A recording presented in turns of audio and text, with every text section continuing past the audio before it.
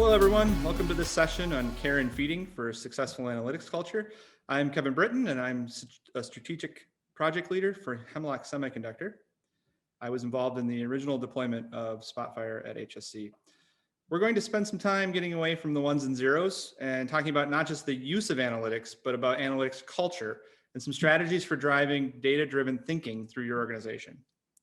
My hope is to share some of our experiences at HSC and introduce some thoughtful questions you might have not thought about and share the type of insights that I would have wanted somebody to tell me when we were going through this process. Since I'm going to share examples from HSC's own analytics journey, it's probably helpful to start out with some context. Hemlock Semiconductor is one of the leading producers of ultra-pure polysilicon, which is a key raw material for both the semiconductor and solar power industries. If you own a cell phone, you're likely benefiting from Hemlock polysilicon produced right here in the Great Lakes Bay region of Michigan. Both of our key markets are highly competitive and increasingly commoditized.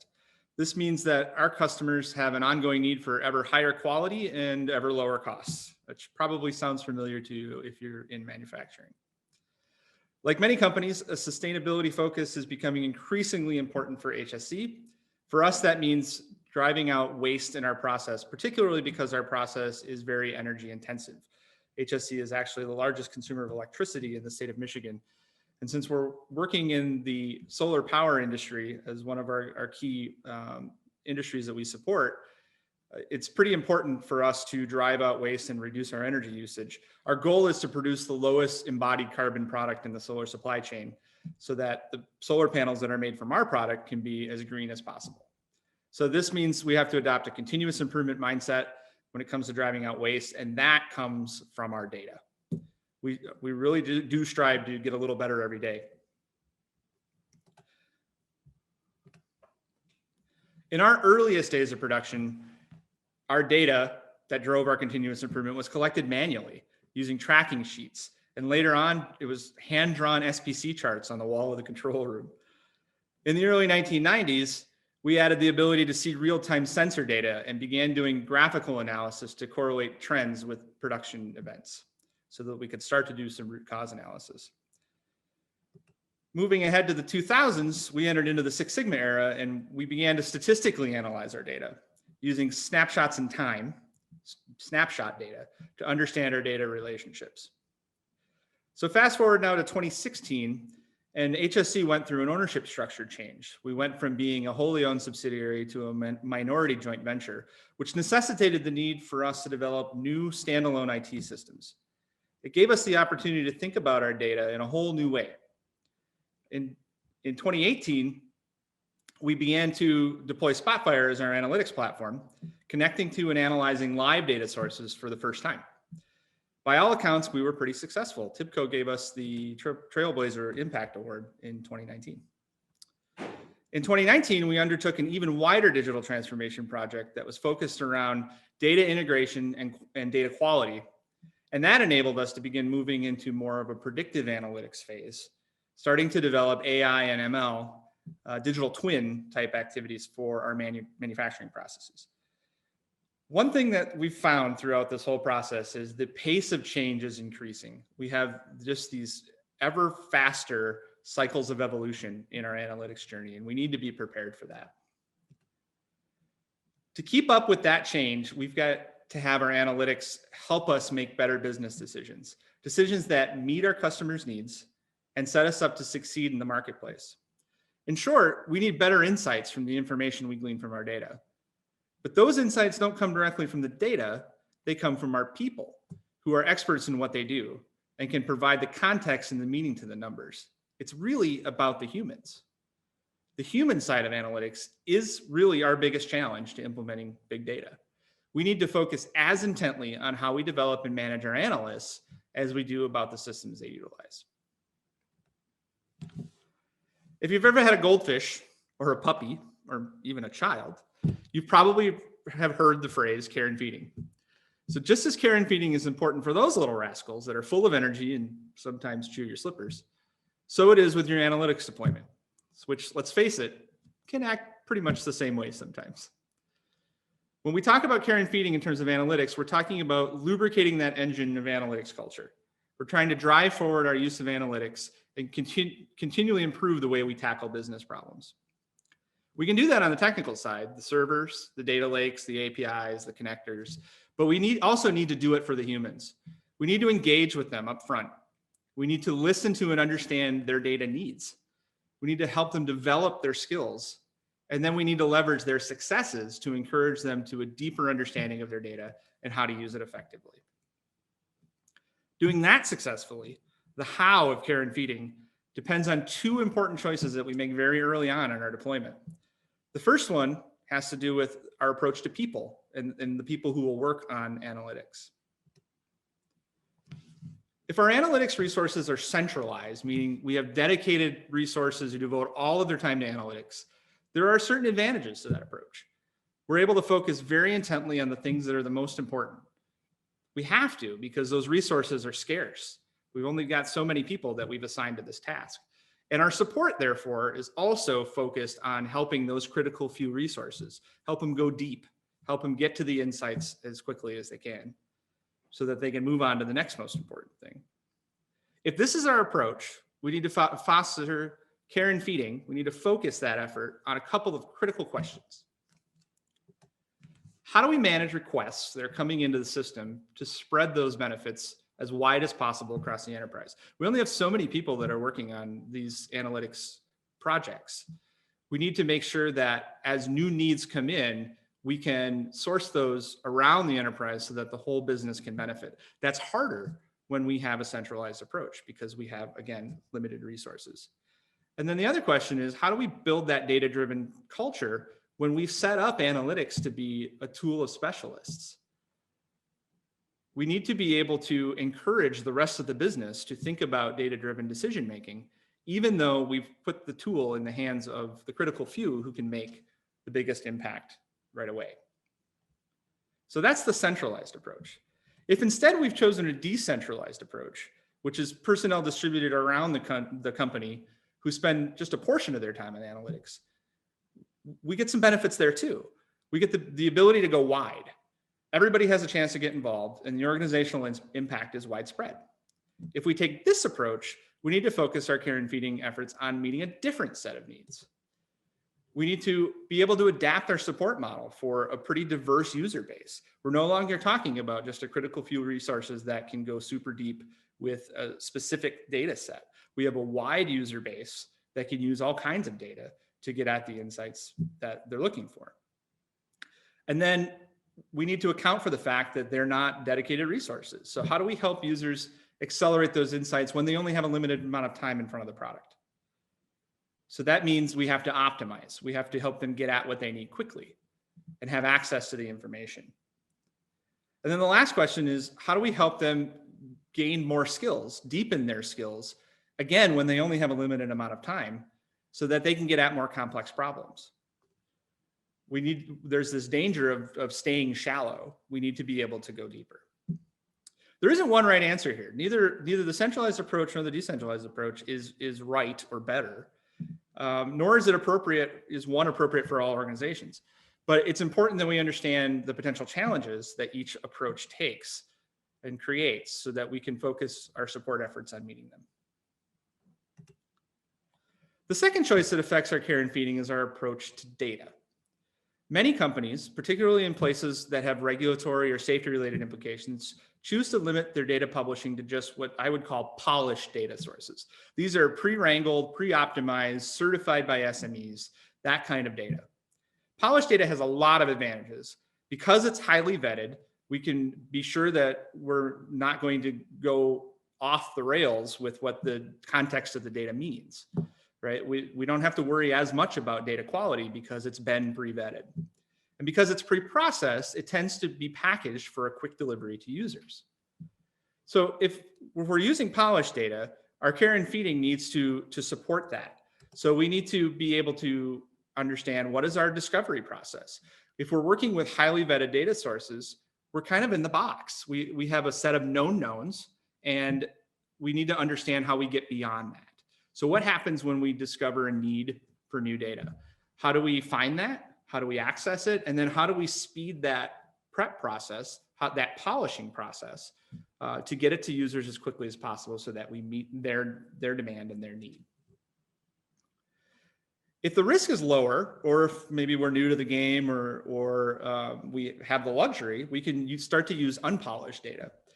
If we've chosen unpolished data, we get some advantages. It invites people to get out of the box and explore data in new and innovative ways. And we can start to bring data from just about anywhere.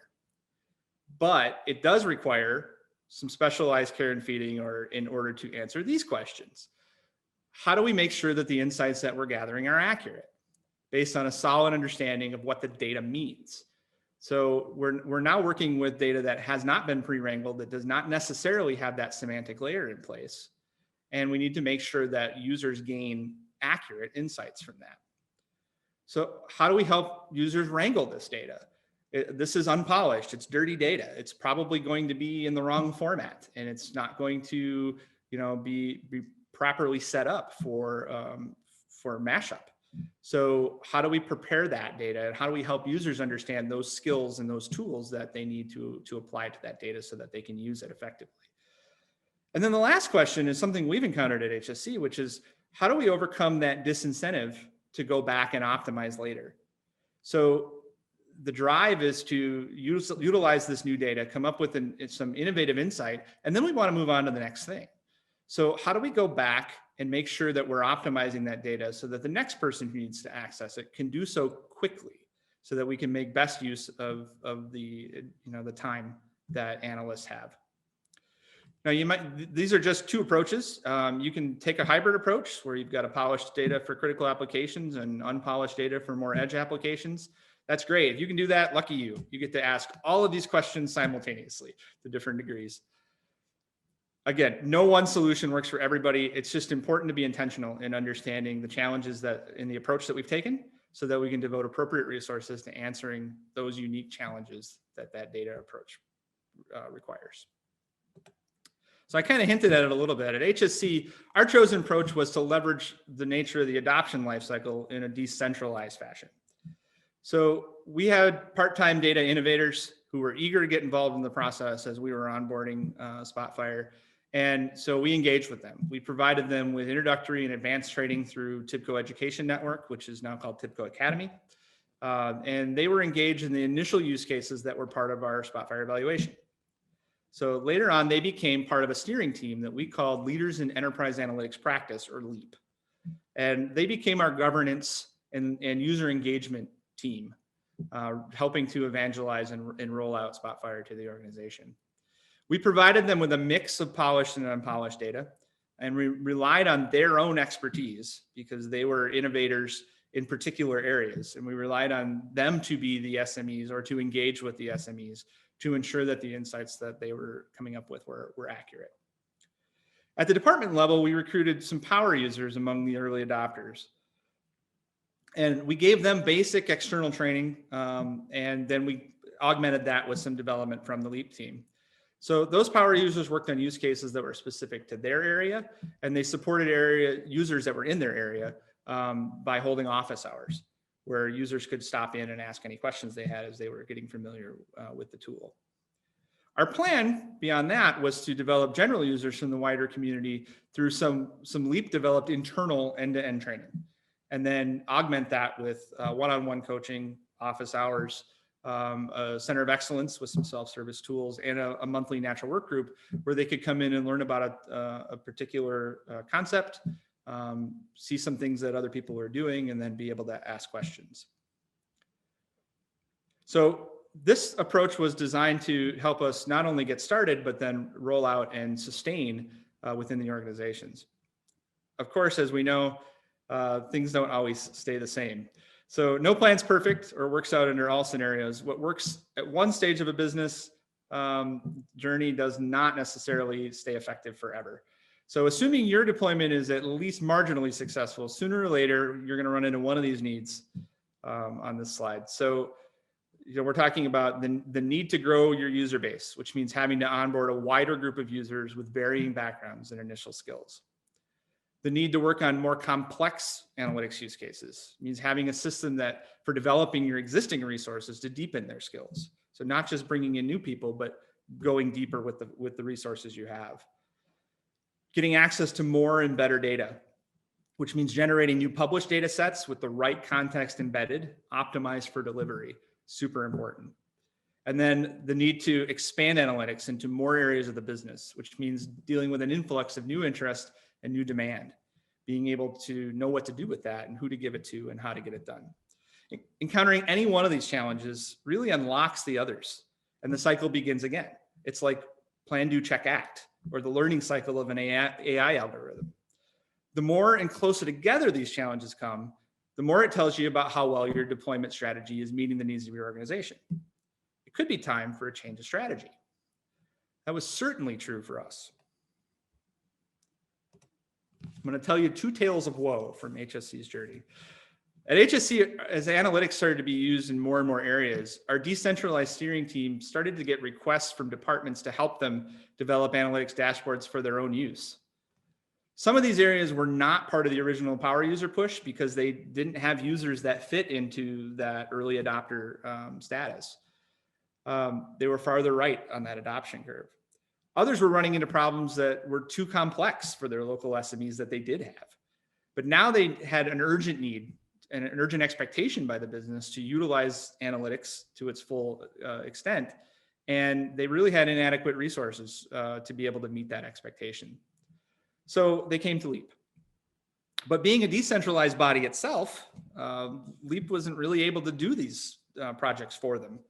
We couldn't take those on ourselves. What we could do is we could offer training. All right. To help them develop their teams develop their own competencies. That's perfect. That's just what they wanted, right? Well, that leads us to the death of linear training. So our first attempt to do this was to basically have end-to-end training, and that failed absolutely spectacularly. We had planned a complete curriculum from logging in the first time to how to package the analysis to relay the insights it generates. So some storytelling with our data. What actually happened was we spent most of our time in the most introductory and fundamental concepts. That was not something we were prepared to do. We were wholly surprised by that. And there were some content that we didn't even get to in that course. So we did a postmortem on that and we said, okay, what went wrong? Why did this happen? And it suggested that we were just moving too fast. People needed more time to get familiar and do individual practice. So we made a second attempt and we broke up the training over time. And so we had the same content, but we said we would do it over several sessions that were a month or 6 weeks apart. And we would encourage people to take the time in between to practice what they had learned in a session before we presented the next set of material. So when we did that, our first session had about 30 people, which was great. We had great turnout and a lot of engagement. The second session, we got down to about 18. By the time we got to the third session, there were 8, and you can probably guess what happened in the fourth session. Nobody showed up. So our team really found that drop off to be disheartening. It was clear that our existing approach wasn't working anymore. I called that a tale of woe, but it really turned out to be a gift. It was a great learning opportunity for us. It made us realize that we didn't just have an adoption curve that was smooth and consistent. There was a gap, there was a chasm really between those early adopters and the rest of the population. Our one-size-fits-all approach that worked for those early adopters and innovators was no longer effective. Personnel that were looking for training dropped off because they thought it was too involved or too challenging for them to learn.